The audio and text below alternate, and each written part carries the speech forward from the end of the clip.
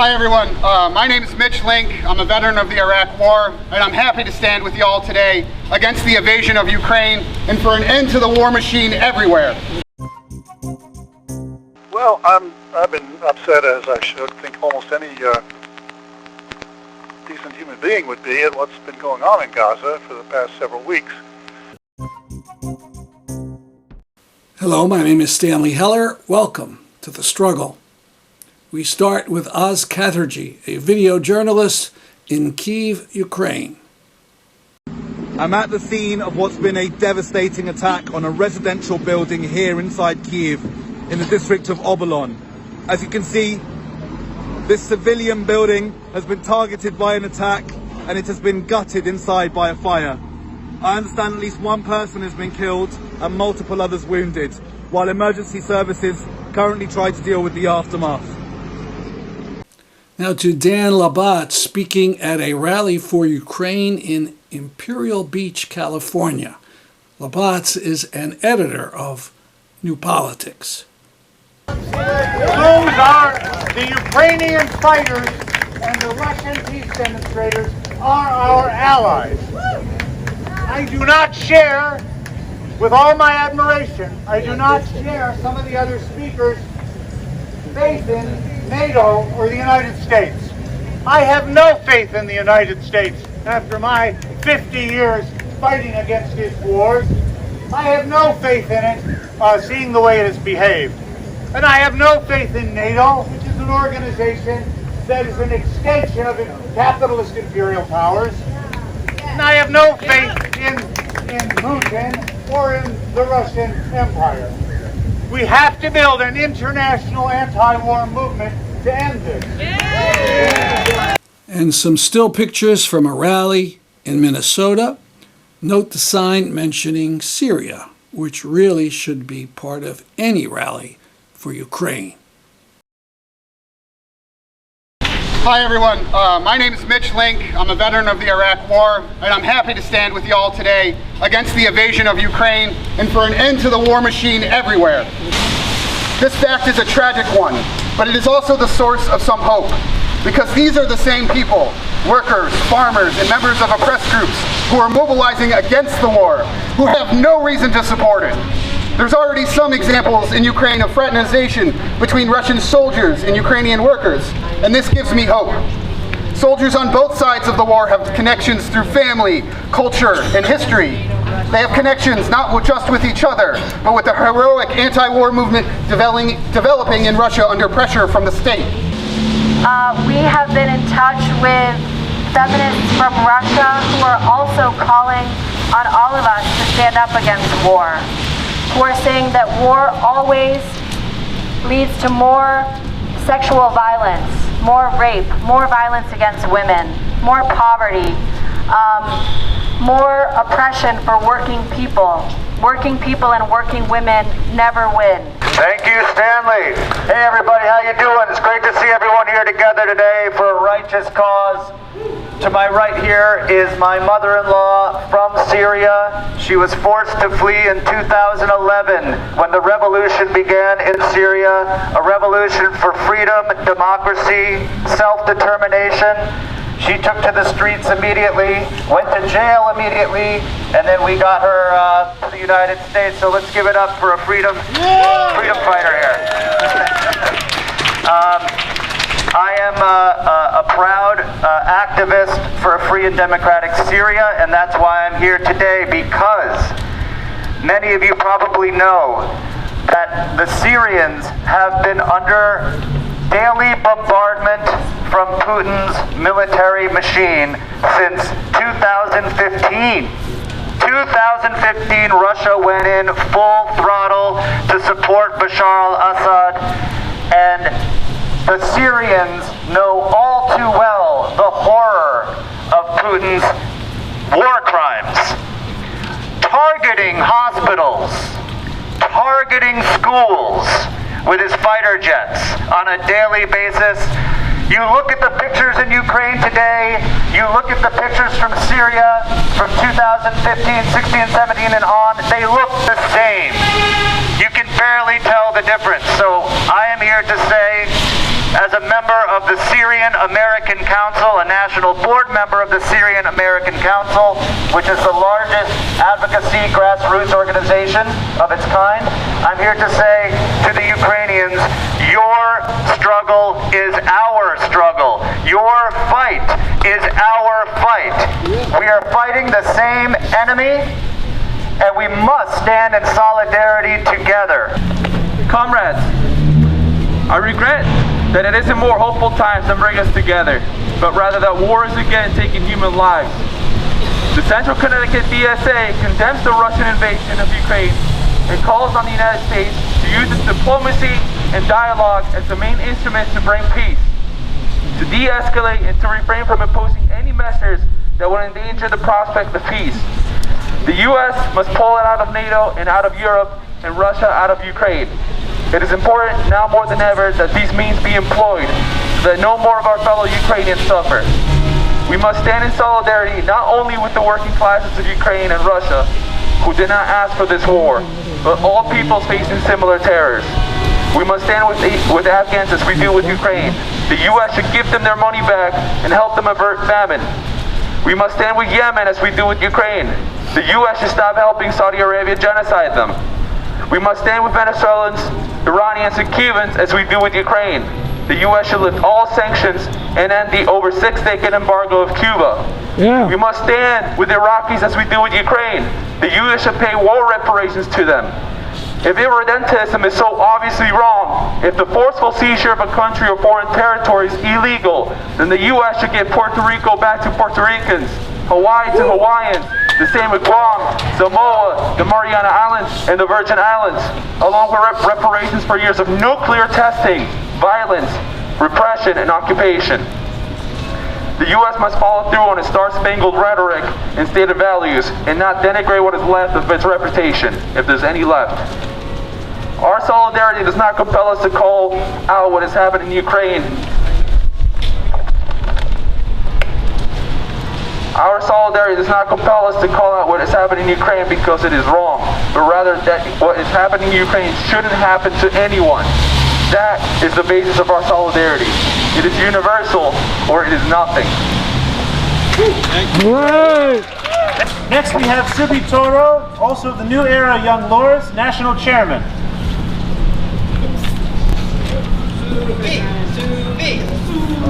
Come on over, Subi. How's everybody doing? You guys can hear me? Hold it Bear closer. with me, I'm super nervous and I normally don't speak publicly. Alright, like I said, bear with me, I normally don't speak publicly, so I'm a little nervous up here. But can I get a fist in the air for everybody that's in struggle right now? Can I get a all power to the people? All power to the people! All power to the people? All power to the people! Alright, like I said, bear with me. War is bloodshed. War is politics with bloodshed. Politics is war without bloodshed. War is politics with bloodshed. Politics is war without bloodshed. I heard that on a Fred Hampton interview, and that resonated with me. It resonated with me because the understanding of international struggle is important, especially here and now. We shouldn't have to wait for our brothers and sisters to be invaded. Not just in Ukraine, we have Palestine, we have Puerto Rico, and we have other places in struggle. We shouldn't wait till hostile takeovers to be able to come together as people to stand up for one another. We're dealing with the Jones Act, we're dealing with Act 22, we're dealing with Act 60, we're dealing with a lot of things right now that's hindering Puerto Rico to build its own economy.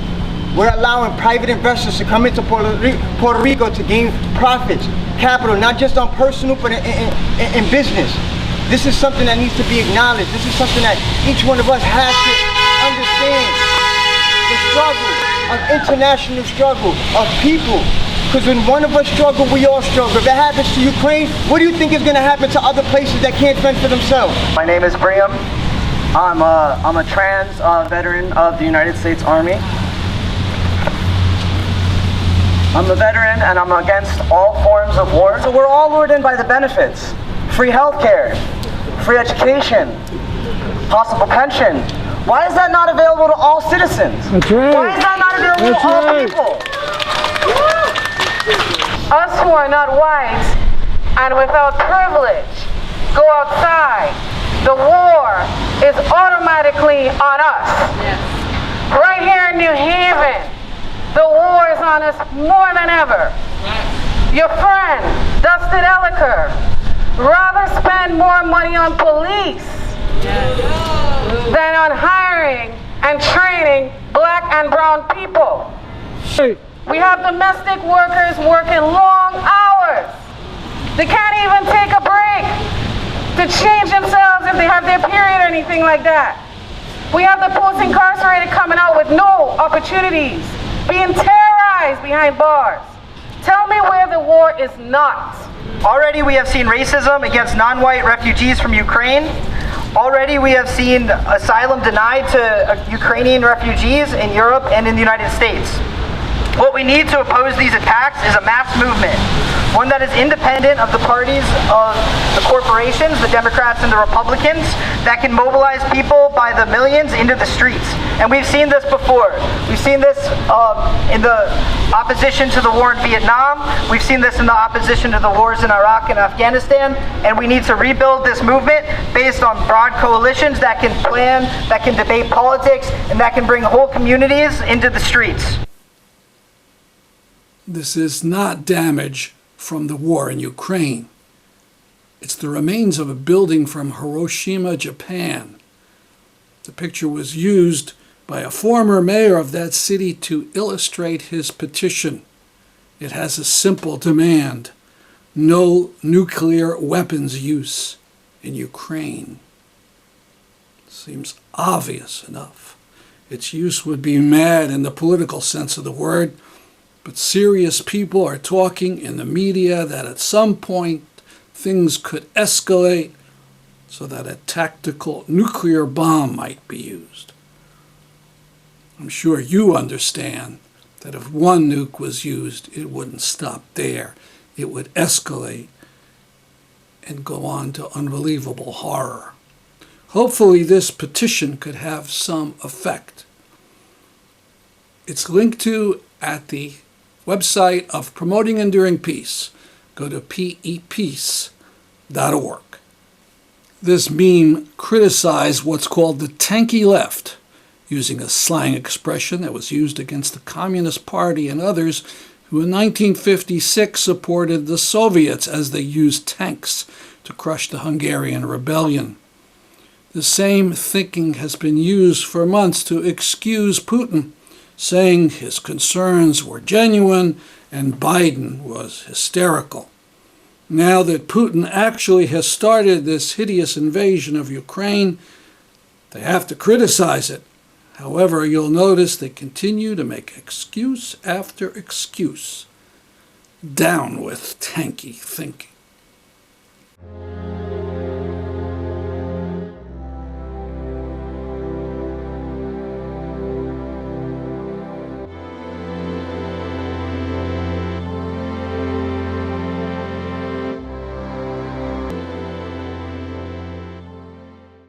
Democracy Now! Has been doing some fine coverage of the war against Ukraine. But before we Americans feel overly righteous about our help to the Ukrainians, take a look at this clip from Democracy Now! Amy Goodman's interview with retired Colonel Andrew Bacevich. He puts things in perspective. Andrew Bacevich, if you can explain the argument you make in your piece, headlined "The Ukraine Invasion is Nothing Compared to Iraq." I mean, you're a retired colonel, you're a Vietnam War veteran, you lost your son in Iraq. Explain your argument. Well, I mean, I don't, not for an instant, would I want to minimize the horrors that are unfolding in Ukraine today. And the deaths and the injuries inflicted on non-combatants. But let's face it, the numbers are minuscule compared to the number of people that died, were displaced, were injured as a consequence of the U.S. wars in Iraq and Afghanistan. The total number is, according to the Brown University Costs of War Project, the total number is somewhere in the vicinity of 900,000 deaths resulted from our invasion of Afghanistan and our invasion of Iraq. Now, I understand that Americans don't want to talk about that, don't want to remember that. The political establishment wants to move on from that. But there is, I think, a moral dimension to the present war, to the Ukraine war, that should cause us to be a little bit humble, reticent about pointing our fingers at other people. Remember, we too watched years of propaganda, the same thing that Putin is showing the Russians. Recall that we were expected to ignore all brutality in the wars because we had to patriotically support the troops. We shouldn't just talk about Iraq in the past, though, but our present ongoing crimes in the Saudi US war against Yemen. This tweet talks about the US ambassador to the UN condemning Russian use of cluster bombs. She said it didn't belong in a battlefield, but the tweet was removed by the UN mission of the US because US companies sell cluster bombs, and the US has used cluster bombs since Vietnam. The photo above is one used in Yemen about a cluster bomb that killed 41 people. As this tweet makes plain, the Saudis are bombing Yemen with abandon and have killed thousands this year. But Biden and supposed Saudi critic Senator Chris Murphy still authorize weapons to go to the brutal kingdom.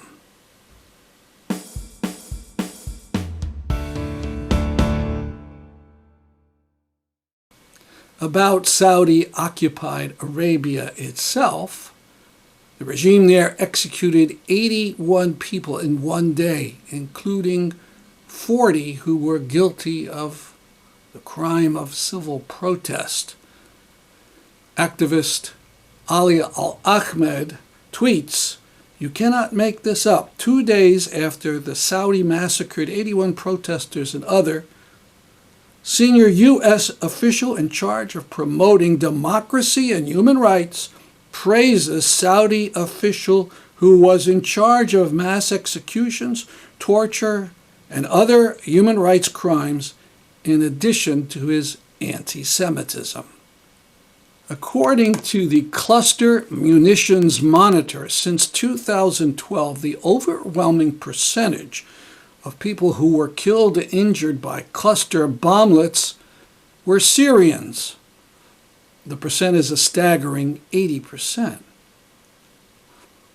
Speaking of Syria, we note that Free Syrians mark the 11th year since the start of their uprising against the Assad tyranny.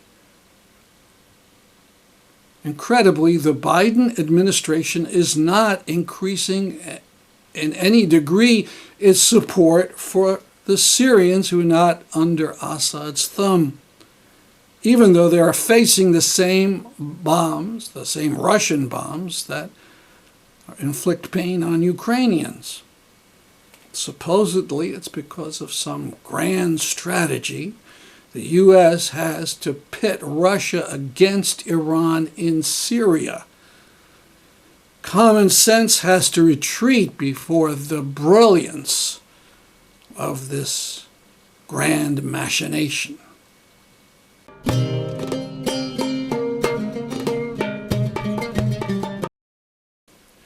It's with great sorrow that we report on the passing of Rod Driver. Rod was born in Britain and learned about war under the bombs of Hitler during the Blitz. His parents were Americans, and so they returned to the U.S. after the war. Rod was in the military in the 50s. He became an anti-war person, openly protesting the war in Vietnam. He was employed as an electrical engineer. He and his wife, Carol, built one of the first homes powered by solar. He was elected to the Rhode Island legislature 3 times in the 80s and once in 2009. He was horrified by what Israel was doing to the Palestinians. He made up some TV spots, but no TV station would show it. But as he told me once, he knew that if he ran for office, the stations had to show his TV ads. So even though he knew he had no chance of winning, he ran for Congress several times, mainly to show political ads about Palestine. We have 2 videos that I found on his still functioning website. One about the Iraq War and the other about Palestine.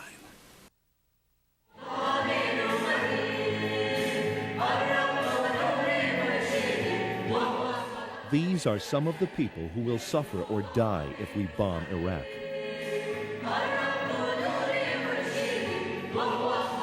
The Congressional Budget Office estimates that war with Iraq could cost American taxpayers more than $100 billion. Please contact the President and your members of Congress. Your call will make a difference. The only mistake that Rod made in this Iraq ad is that the cost of the Iraq war, he wildly underestimated it. 2 years ago, there was an article in the Military Times website that said that the Iraq war had, up until that time, cost the U.S. $2 trillion. And we still have troops there in harm's way. Here's one he did about home demolitions of Palestinians. Imagine a bulldozer coming to demolish your home. Soldiers fired tear gas into Salim's home to force his children out. Then they beat Salim and demolished the house. Thousands of people have been made homeless this way. The bottom line is to create conditions so difficult that the Palestinians will leave the country. But some Israelis are saying no to their government's policy. Sometimes dozens or hundreds of Israelis join Palestinians to rebuild the house. We refuse to be enemies. I did a phone interview with him about a dozen years ago when Gaza, one of the times Gaza was being pummeled by Israel. He had introduced a resolution of condemnation in the Rhode Island legislature. So let's start with this resolution. Why did you put it in, and what does it say? Well, I've been upset, as I should think almost any decent human being would be, at what's been going on in Gaza for the past several weeks.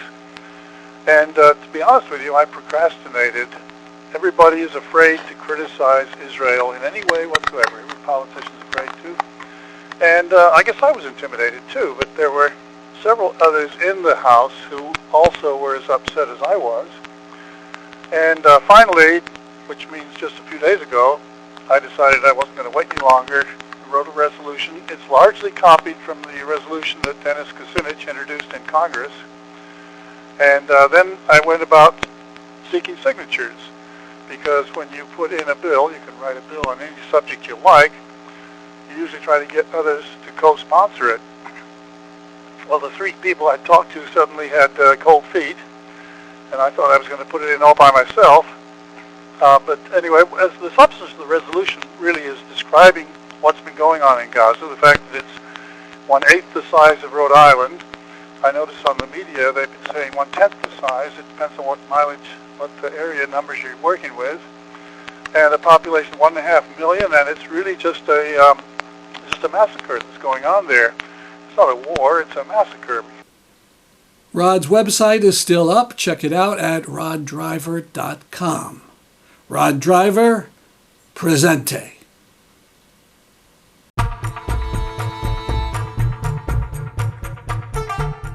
While we are remembering, we realize we forgot to mention the injury to this man, Tristan Anderson.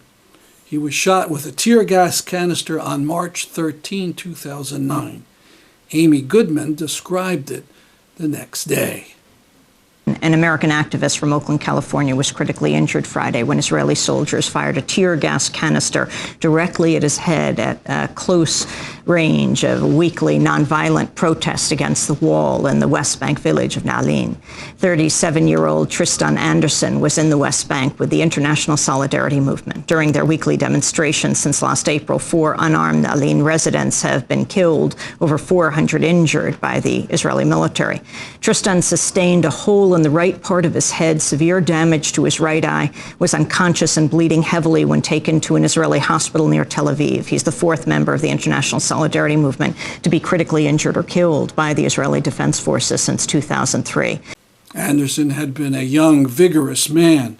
At one point, he lived high in a tree for a while to keep redwoods near the University of California, Berkeley, from being cut down. But after the attack in 2009, he suffered. He had permanent injuries. These last pictures were from 2016. I know he sued the Israelis. I can't find any evidence of what happened.